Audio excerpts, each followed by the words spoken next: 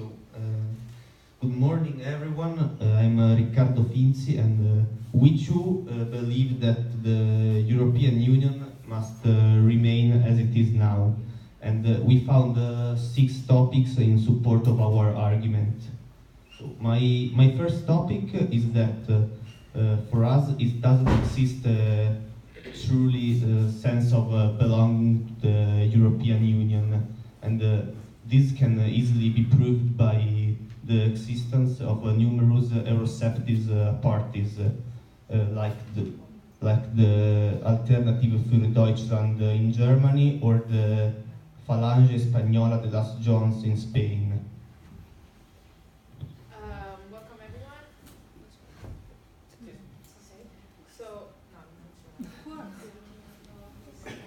Put it closer. Okay. Yes. I'm going to talk about the fact that in Europe there are national interest and European interest. The European Union was, for years, it was a set of national interests that were counterbalanced, but in which Germany and France were predominant. And I think that we should preserve the interests of every country. For example, Italy, we can consider the Libyan crisis. Italy has a national interest in the stabilization of the country. But despite being the only European country on the ground, we know that Libya's political stability is unthinkable without with the involvement of the Cyrenaica leader, which who is the General Haftar. And despite of this fact, we have flattened on the European and the international position, which only recognizes the government of Fayez al-Sarraj. This flattening didn't help to stabilize the country, leaving not only our national interest, but also the European one. I think we should define our priority precisely, and then pursue them responsibly. And it is good that the needs of Europe are generally to influence our interests, but I think that sometimes it may be necessary for our national interests to influence the European one. My second point is that the euro has blocked the economic development of countries like Italy and Greece. In Italy, in particular, the per capita income between 1968 and 1998 has increased by the 104%, while between 1999 and 2016 it has decreased by the 0.75%. Besides, in particular between 1992 and 1995, thanks to the devaluation of the lira, Italy has had an industrial production higher than the German one, while from 2002 forward, so after the birth of the euro, the German production overtook the Italian one. Another topic I'd like to talk about is the Commission, the European Commission. First of all, we have to say what the Commission, the European Commission is. Is the key institution of the European Union, and it alone has the power to present new legislative proposals in the European Union, which it sends to the Parliament and the Council for discussion and adoption. Its members remain in office for 5 years, and there is a member of the Commission for each state of the European Union. And the Commissioner makes use of an administrative structure which is in Brussels and Luxembourg. And there are also several agencies created to carry out specific tasks for the Commission. And the important fact is that the members of the Commission are not elected directly by the European citizens, but are elected by the Parliament, the European Parliament. And I think we should keep the system as it is now, because we cannot give too much power to it, because it's not directly elected by the citizens. My third point is that the United States of Europe will almost certainly lead to the abolition of the custom duties. And this means that foreign products will be able to arrive in a country without any problem, undermining the local and the national products. Another thesis I wanted to talk about is the solidarity, the economic and social solidarity. We know that the European Union was created to achieve political goals which it pursues through economic cooperation. And to ensure economic growth and to cope with the competition of other great world economies, European countries must remain united, and we know that. But free competition at the European level must be counterbalanced by solidarity, and at the same level. The benefits for European citizens are tangible. For example, in the case of floods or other natural disasters, we can draw on the EU budget. But the states of the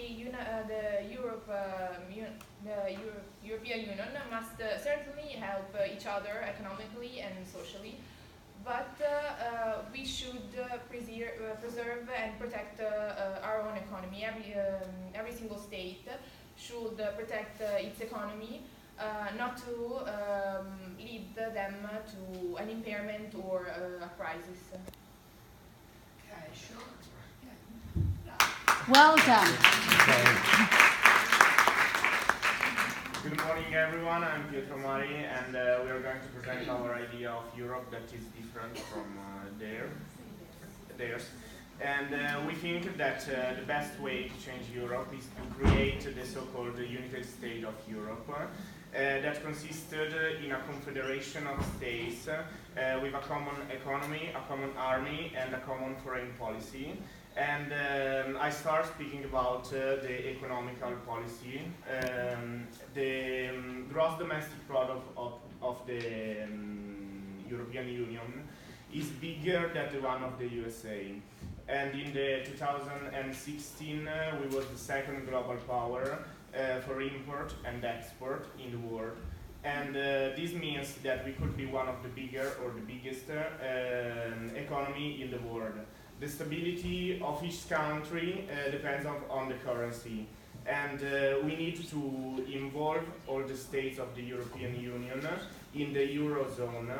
And Euro has to be the currency of all the states and all the countries of the European Union. And the financial stability and the economical stability depends on many facts. But with a common currency, we can be able to limitate the damage, the economical damage. And so we need to be competitive in the world and to face the new economy that are daily growing, like the Nigeria economy, the India economy, China economy. And so, if we want to be influent in the future and in the world, we have to be powerful, and if we want to be powerful, we have to be unified.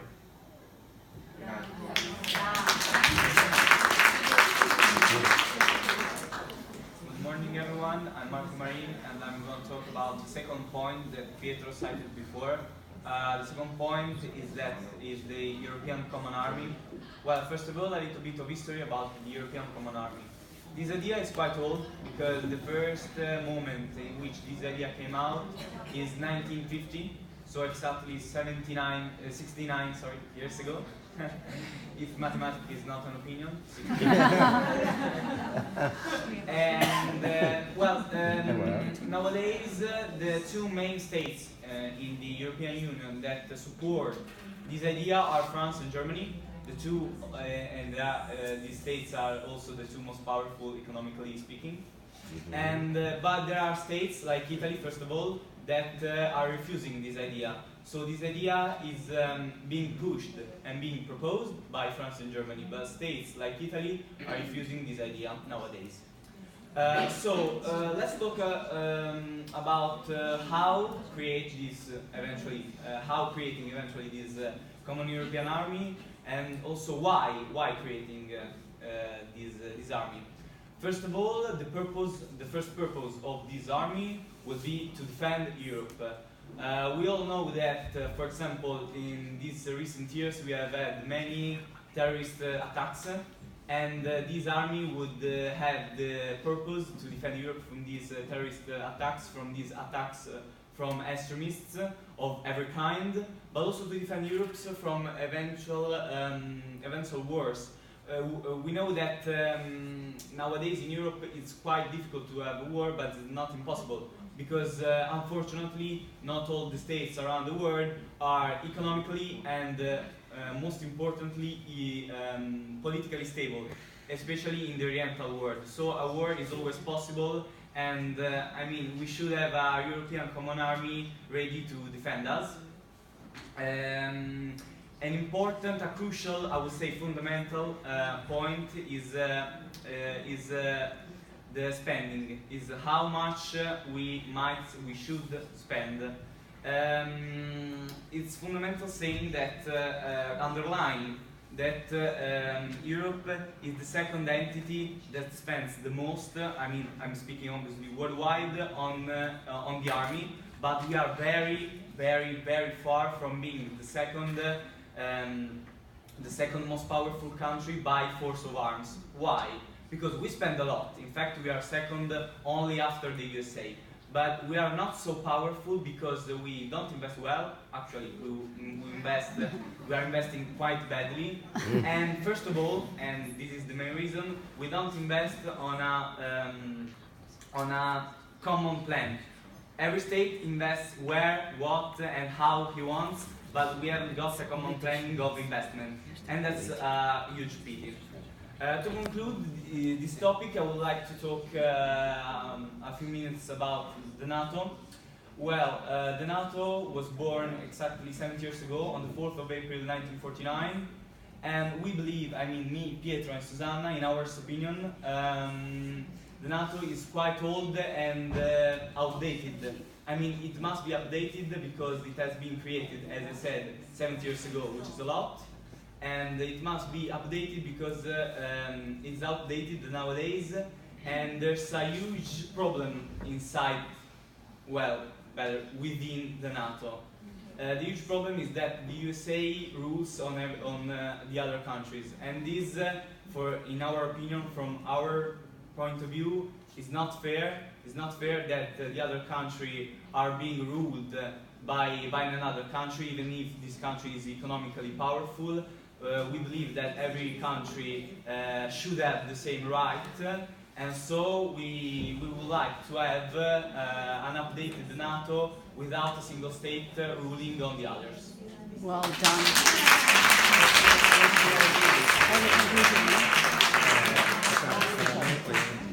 Good morning, I'm Susanna Gervasoni, and I want to speak about the importance of the foreign policy. First of all, I want to underline the fact that the first time that the idea of a united Europe was discussed was in 1946 by Winston Churchill, who talked about the United States of Europe.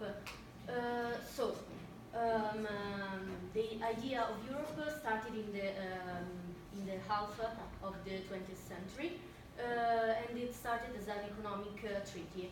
But it soon developed in a strongest and bigger agreement, so also about every aspect of nation's life, for example, political integration and social matters.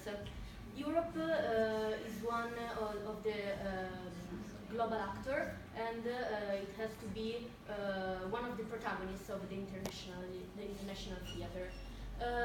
This is why we need to show unity in the international theater, and we need to increase the foreign policy and to support those ideas which are the basis of the European Union, for example, democracy and human rights, and also sustainable development. It's important to agree and to be united on this aspect, to be more effective against those nations or those, for example, terroristic groups who goes against these principles, which are, as I said, the basis of the social life of Europe. We need also to be more united in the external difficulties. European Union has many problems now, and one of these, the biggest, is the immigration. The management of the immigration. Immigration is considered as something bad by many political parties of Europe, and this is because European Union is not able to face it. And this problem is managed from each state in different ways. And many states are adopting egoistic position that must change, causing problem to the country that are in first person in front of this problem. And so we need to decide a common solution and common solutions to help each other, and each state have to respect this position.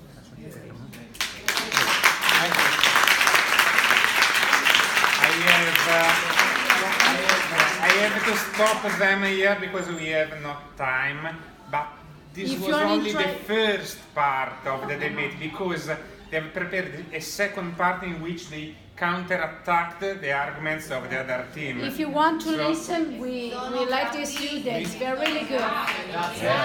And please.